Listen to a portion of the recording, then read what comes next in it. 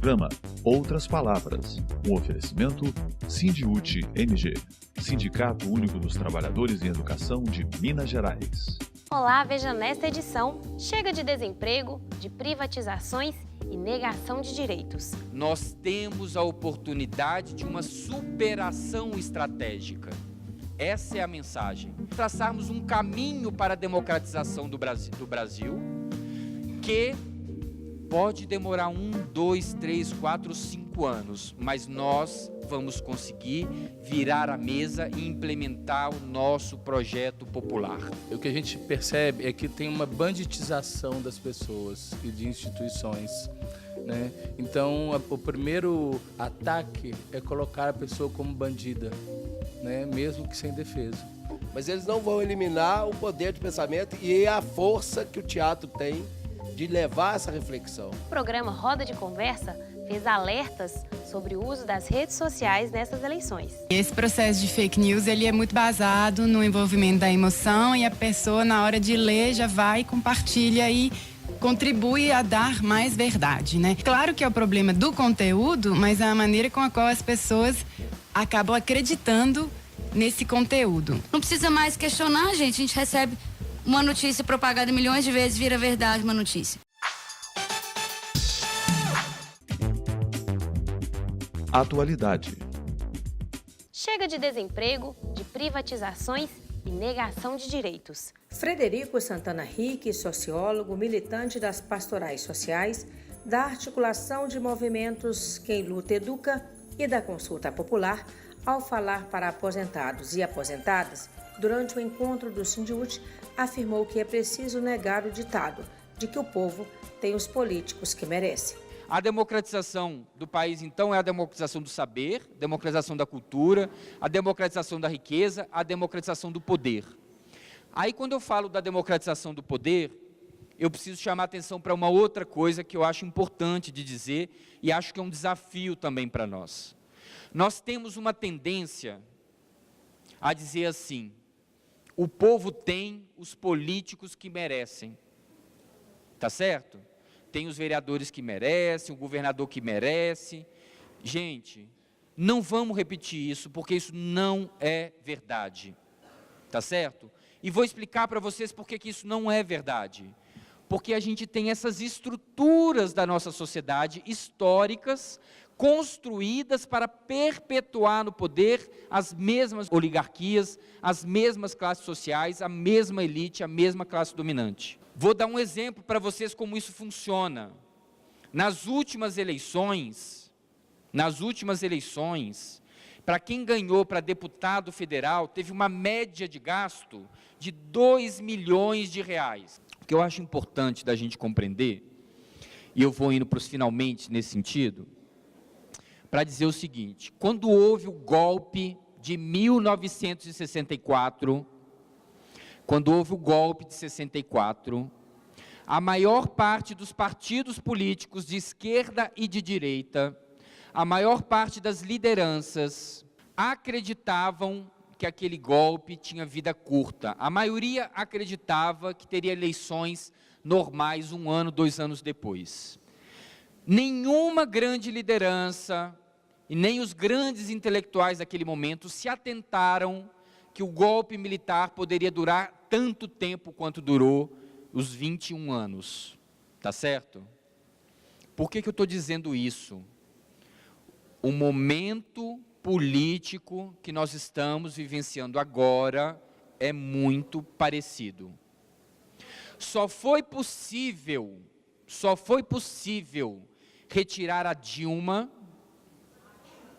porque havia uma unidade muito grande das principais forças políticas do país, que unificou o poder econômico, unificou parcela considerável do judiciário, unificou o legislativo e, sobretudo, os meios de comunicação empresariais, e com essa unidade eles conseguiram afastar uma presidenta sem provas.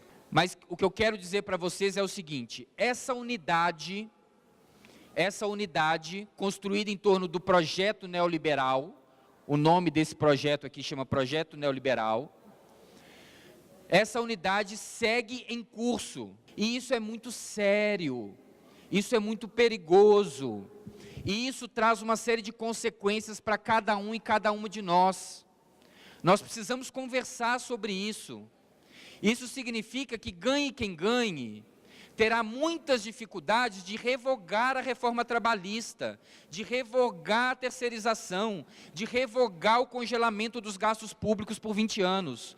Porque ao essa pessoa ameaçar fazer isso, imagine o que vai ser os meios de comunicação manhã, tarde e noite, criando aquele clima de terror na sociedade que criaram em 2015 contra Dilma. Vocês lembram do clima de 2015? Todo mundo já estava vivendo angustiado, ansioso, preocupado, um clima de terror. Vão fazer disso para pior.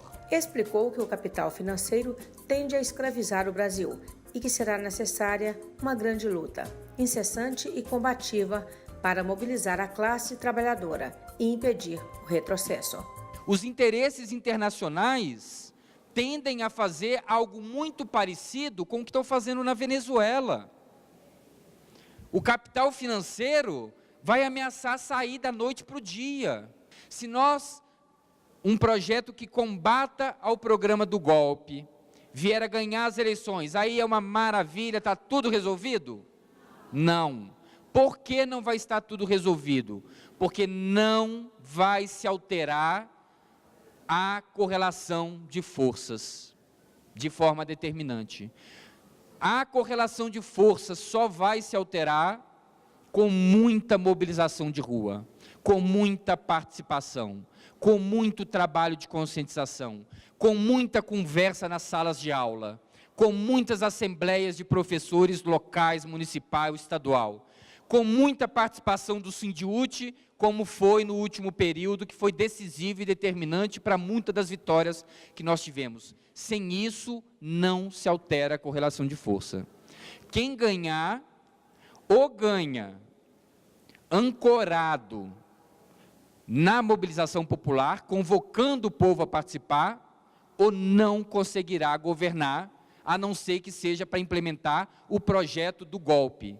Porque o golpe é um processo. Eu entendo que a gente conseguir interromper esse processo em curso, que é esse controle absoluto da classe dominante, para minar a soberania popular, retirar o povo da participação, é o nosso principal desafio. Frederico Santana também afirmou que o projeto da elite não vai resolver os problemas do povo. O projeto do lado de lá, o projeto das elites, não soluciona os reais problemas do povo brasileiro. E como eles não solucionam os reais problemas do povo brasileiro, o problema se repõe, se repõe e se repõe. E ao o problema se repor, ele abre uma crise, e toda crise é oportunidade de superação. Então, se a gente viveu no último período uma derrota estratégica, gravem isso, essa que é a ideia. Nós vivemos uma derrota estratégica. Nós temos a oportunidade de uma superação estratégica. Essa é a mensagem. O que é essa superação estratégica? É nós construirmos uma nova estratégia, colocar uma nova estratégia no posto de comando. O que é uma estratégia? Nós traçarmos um caminho para a democratização do Brasil, que pode demorar 1, 2, 3, 4, 5 anos, mas nós vamos conseguir virar a mesa e implementar o nosso projeto popular. Para isso, é preciso a gente dizer que se o golpe se deu por conta da capacidade deles, a força que eles têm, é importante a gente lembrar que também se deu pela nossa incapacidade de barrar o golpe. É essa superação necessária. Nós precisamos construir a nossa capacidade, o nosso poder para implementar o nosso projeto popular. Fique por dentro. Daniela Oliveira, coordenadora técnica do Departamento Jurídico do Sindiúti, durante o encontro de aposentados e aposentadas, falou de vários direitos e garantias.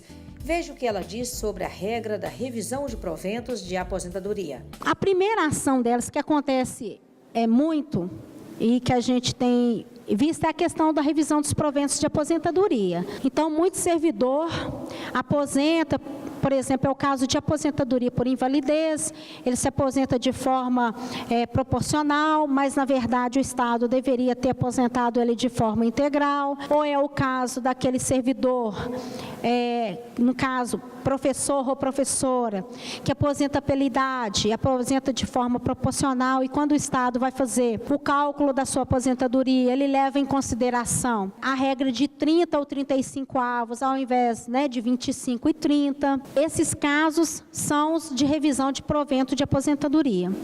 Então, se alguém de vocês estiver nessa situação de ter aposentado por invalidez, mas o Estado tem incluído vocês numa doença que, teoricamente, ela tinha que ser com proventos integrais, mas vocês estão recebendo de forma proporcional, a gente avalia também a possibilidade de ação judicial. Da mesma forma, aqueles servidores que aposentaram por idade e a proporcionalidade, ela não está sendo feita de forma correta. Então, essas questões de revisão dos proventos da aposentadoria, elas têm que ser feitas judicialmente. Sobre férias-prêmio, segundo a advogada, há duas situações que merecem atenção especial. Nós temos duas situações e o que nós temos percebido, que a situação que mais está ocorrendo hoje da questão do férias-prêmio é a questão que o servidor aposentou e até hoje não recebeu suas férias-prêmio em espécie. Então, essas ações, o sindicato já está começando a ajuizar. Então, o servidor que aposentou, já tem um tempo, já tem mais de 6 meses, e ainda não recebeu suas férias-prêmio no contra-cheque, ou no mínimo 6 meses, tem servidores que já tem anos aí aguardando o recebimento das suas férias-prêmio em espécie, tem que ajuizar a ação. E não pode demorar, por quê? Porque tem a prescrição. A ação contra a fazenda pública, no caso do Estado, a gente só pode cobrar os últimos 5 anos. Então, quanto mais rápido entrar, mais a gente cobra o valor retroativo. Então, quem está com férias-prêmio em espécie para receber e ainda não recebeu, no nosso kit justiça, que inclusive está disponível no site do sindicato, tem toda a documentação necessária para poder reunir e ajuizar a ação conosco, tá?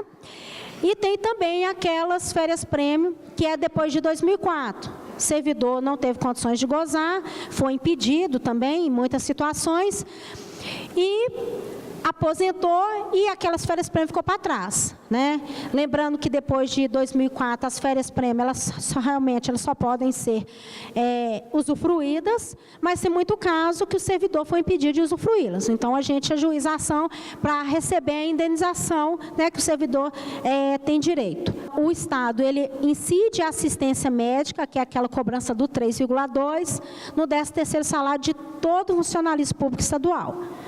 Então, a gente ajuiza a ação também para cobrar os últimos 5 anos, porque a gente entende que seria uma cobrança em duplicidade, Porque como ela é cobrada mensalmente, não tem por que cobrar um 13º, Que seria aí além dos 12 meses, que é o que seria o correto. A promoção por escolaridade, segundo Daniela, precisa ser avaliada individualmente. Porque o servidor que preencheu os requisitos em 2012 a 2015, antes da gente ter teve o congelamento nessa época, o congelamento da carreira, que veio com o subsídio, a carreira ficou estagnada. Mas muito servidor tinha direito de ter a sua promoção por escolaridade, mas acabou aposentando. Como ficou estagnado, ele não está na letra ou no grau correto. Então, essas questões de promoção por escolaridade, elas têm que ser avaliadas individualmente. Se alguém tem alguma dúvida de que está correto ou não o posicionamento, e aí tem que ser feita uma análise individual da vida funcional do servidor. E quando há demora na publicação da aposentadoria, há como recuperar os prejuízos com essa situação? Aqui é o caso normal, comum, aquele servidor que está há muito tempo afastado preliminarmente e não publica a aposentadoria. E qual que é o prejuízo dessa demora? O caso, por exemplo, de recebimento de férias-prêmio, ele só é feito quando publica a aposentadoria. Então, enquanto vai ocorrendo essa demora, o servidor deixa de receber férias-prêmio que, porventura, ele tem direito. Descontos indevidos. Então, aqui a gente parte da boa-fé do servidor, que é aquele, porventura, algum valor que o servidor tenha recebido de boa-fé e depois de 5 anos, aí o Estado vai e cobra aquele valor, ou seja, depois dos 5 anos, ou mesmo que seja antes dos 5 anos, a gente entende que o servidor recebeu de boa-fé, e principalmente porque trata de natureza alimentar, né? Então, servidores que porventura têm recebido alguma verba, que depois o Estado mandou comunicado para casa, falando, vou descontar aquele valor que você recebeu, porque ele era indevido, a gente ajuiza a ação também para requerer essa devolução desse valor, por ter o servidor recebido ele de boa-fé. Inclusão de dependentes no IPSENG é possível? Nem sempre o servidor ele consegue incluir algum dependente no IPSENG, e aí no nosso kit de justiça ele vai falar das hipóteses que é de direito, né, caso tenha alguma negativa no IPSENG, quando algum servidor quiser incluir, né, o seu dependente no IPSENG, né, para usufruir da assistência médica. Veja o que diz a advogada sobre opção remuneratória de diretor apostilado e prêmio por produtividade. É aquela opção prevista no artigo 23 da Lei 21.710, né, que é para o servidor que foi aposentado, né, como diretor apostilado e está sendo impedido de fazer a opção conforme a lei garante. E o prêmio por produtividade, que é a ação mais recente que o sindicato está ajuizando, mas o servidor, né, ele tem que estar na ativa em 2015, porque como a gente está requerendo o prêmio de 2013 e 2014, o servidor ele tem que estar na ativa para fazer jus a esse prêmio. Então, quem já aposentou antes não teria direito, é só mesmo para quem aposentou recentemente ainda tem direito de requerer o prêmio por produtividade. Essas são as questões, assim, em síntese, né? E as principais questões ligadas às ações judiciais que elas se aplicam aos servidores aposentados. Muito obrigada. Sindiúti Cultural. 24 anos de existência da Companhia Candongas e eles estão rodando o estado com o espetáculo Sisyphos. Durante o encontro estadual de aposentados, um momento para a reflexão. Companhia Candongas esteve participando deste momento. Me conta um pouquinho, Gustavo, o que vocês quiseram trazer para esse evento em que mais de 1.000 pessoas participando, aposentados e aposentadas da educação. O que dizer a eles? Primeiro, um prazer muito grande para nós ter essa parceria com a Sindiúti. O espetáculo ele reflete muito sobre uma condição humana que passamos, né? E assim, o que é a gente como valor humano, né? Socialmente a gente fica quase com estorvo, né? Fica ainda mais os aposentados e a gente como aposentado foi o início da nossa pesquisa. Porque muitas pessoas que depois que aposentam vão ficando cada vez mais velhas, até a família se afasta, né? E a gente vai começando a ficar um incômodo, né? E não só a questão dos aposentados, mas moradores de rua e por aí vai. Socialmente nós temos uma visão de que as pessoas precisam ser, se elas não têm funcionalidade, elas têm que ser encostadas, né? Tem que ser deixadas para lá. E isso foi um bom momento da gente refletir sobre isso aqui no encontro do Sindiúti. O distraído! Ontem mesmo nos falaram sobre a pausa! Eles não fariam isso! Não querem que paremos! Para, tralha, isso não é por nós! É pelo que temos que fazer! Descobriram que a pausa pode ser boa para fazermos mais rápido aquilo que temos para fazer! Com isso, o grupo amplia seu campo de estudos e conclui uma pesquisa longa sobre o universo do teatro do absurdo, mergulhado no estilo dramatúrgico de seus autores mais expoentes, a exemplo de Samuel Beckett e Eugênio Ionesco. O que a gente percebe é que tem uma banditização das pessoas e de instituições, né? Então, o primeiro ataque é colocar a pessoa como bandida, né? Mesmo que sem defesa. E isso, em qualquer momento, em qualquer situação, já vira uma condenação ou um motivo para ser atacada essa pessoa ou essa instituição sem nenhum tipo de escrúpulo, com a maior violência possível, porque bandido tem que ser bandido morto. Né? Bandido bom é bandido morto. E isso é um momento que nós estamos passando. O que a gente acha importante refletir é que, em algum momento, até mesmo as pessoas que dizem isso, né, podem vir a ser considerada bandida. E aí vai ser um momento difícil para elas. Em tempos de golpe, essa é uma frase que provavelmente ganha muita sustentação. Nossa, total. E é ruim que a gente já viu história, né? A Alemanha passou por isso, a Itália passou por isso, outros países que com governos tirânicos, né, passaram por isso. O Brasil passou várias vezes na história passou por isso, Getúlio, né? Getúlio, o golpe de 64, que se estendeu até 80 e poucos, né?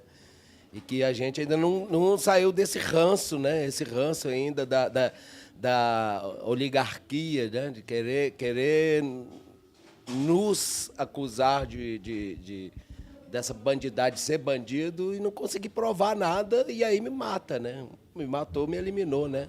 Mas eles não vão eliminar o poder de pensamento e a força que o teatro tem de levar essa reflexão. Bandido bom é bandido morto. Você parece mais tolerante com o livro hoje, Tralha. Ah, talvez. Mas hoje o livro está menos tolo. Está concordando com ele? A dor deve estar te trazendo delírios. Quem me dera. A dor não me tira da minha realidade.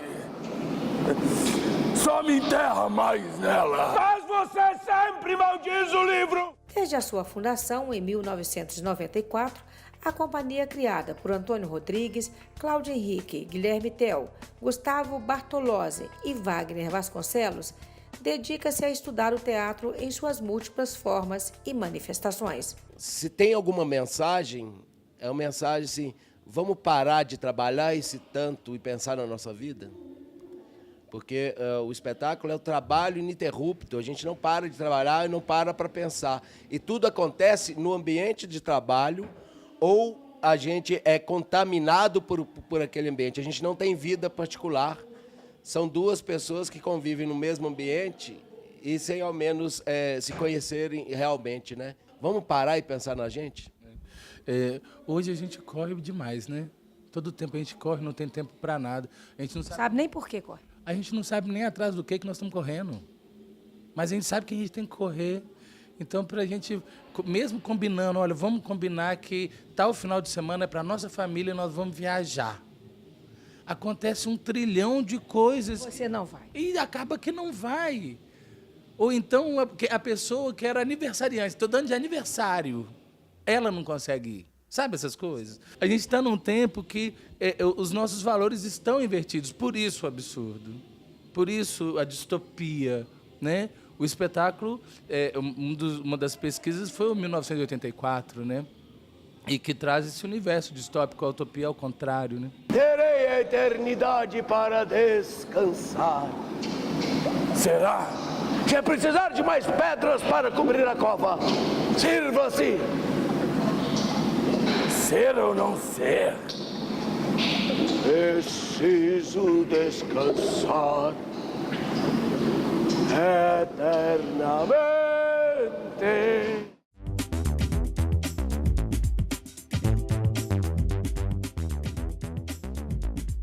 Roda de Conversa faz alerta sobre as fake news, notícias falsas. A democratização dos meios de comunicação e a onda das fake news, notícias falsas, foram assuntos discutidos no programa Roda de Conversa, que recebeu Florence Poznansky, da ONG Internet Sem Fronteiras e do FNDC, Fórum Mineiro pela Democratização da Comunicação, Paulo Henrique Santos Fonseca, diretor do Sindiúti, e Joana Tavares, editora do jornal Brasil de Fato. A gente sabia que fake news era um problema já tinha um tempo, né? Não foi uma novidade que veio agora com essa denúncia corretíssima e muito bem apurada da Folha de São Paulo, mas já é um problema que a gente está chamando atenção, mas é uma sinuca de bico para nós esse problema, porque, por um lado, a gente sabe que os grandes meios de comunicação, que são empresas enormes, elas vão ter suas próprias agências de checagem para falar o que é fake e o que não é.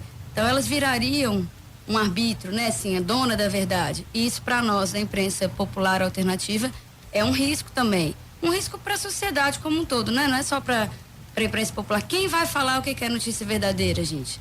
Deixar essa pergunta aqui para nós, né? É realmente um tema muito complexo. São vários crimes aí, são notícias falsas, um financiamento privado que hoje é proibido, né? A gente avançou nesse sentido de proibir o financiamento das empresas, mas eles burlam, né? Através dos fake news, né? E essa impossibilidade, né? De contra-argumentar, né?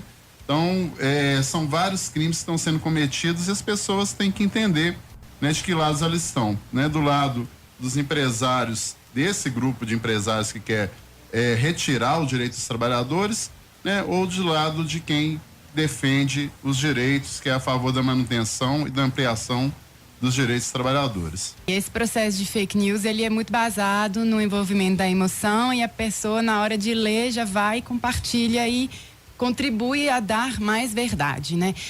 Quando a gente vê as fake news, claro que é o problema do conteúdo, mas é a maneira com a qual as pessoas acabam acreditando nesse conteúdo. Então, para isso é importante fazer um grande trabalho de educação, a mídia, de letramento. Mas eu diria uma outra coisa que aí eu acho mais grave ainda nesse sentido, né? Sim, fake news, a gente fala sempre o termo em inglês, mas é o conteúdo de notícias falsas, né? Um tema que é justamente usar um termo, uma informação que não seja clara, né? Você acabou de dizer agora, tá? Você vai, confira lá, você recebeu uma informação falsa ou inverídica ou parcial, então vai lá conferir.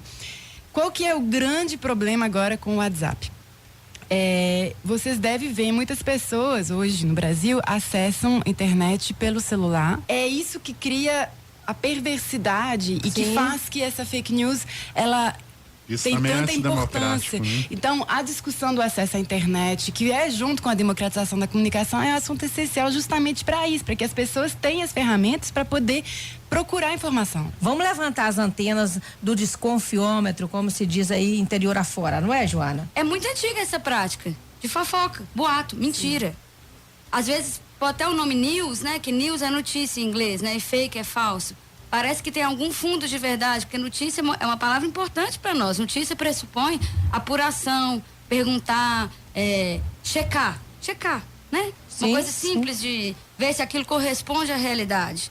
Notícia pressupõe isso. Então, uma notícia falsa pressupõe que tem alguma coisa baseada em verdade. E muita coisa que está rolando no WhatsApp que a gente recebe, nós todos recebemos, é mentira, é boato dos mais toscos, às vezes tosco mesmo, e com essa agravante que a Flor trouxe, que isso é muito sério. Agora, essa indústria milenar do boato tem como parceiro uma tecnologia fenomenal. Imagina, todo mundo tem um celular, às vezes com uma internet fraquinha, mas tem um celular e não vai ter dificuldade de pesquisar. Então, acredita na primeira coisa que vê. E isso realmente deve nos preocupar a todos, porque se agora nós estamos falando de política, se agora é questão de uma eleição, isso pode tornar a nossa convivência como sociedade muito difícil, muito delicado, porque não precisa mais questionar, gente. A gente recebe uma notícia propagada milhões de vezes, vira verdade uma notícia. O papel do jornalista é investigar qualquer falha, é questionar qualquer coisa. O jornalismo, a mídia, ele deve fazer esse trabalho de processamento dos programas para facilitar a livre escolha das pessoas e não induzir a escolha, né? Então, nesse sentido, ela está falhando se ela não está cumprindo esse papel. Fique agora com o nosso quadro de humor. Sábado que vem, a gente volta. Até lá!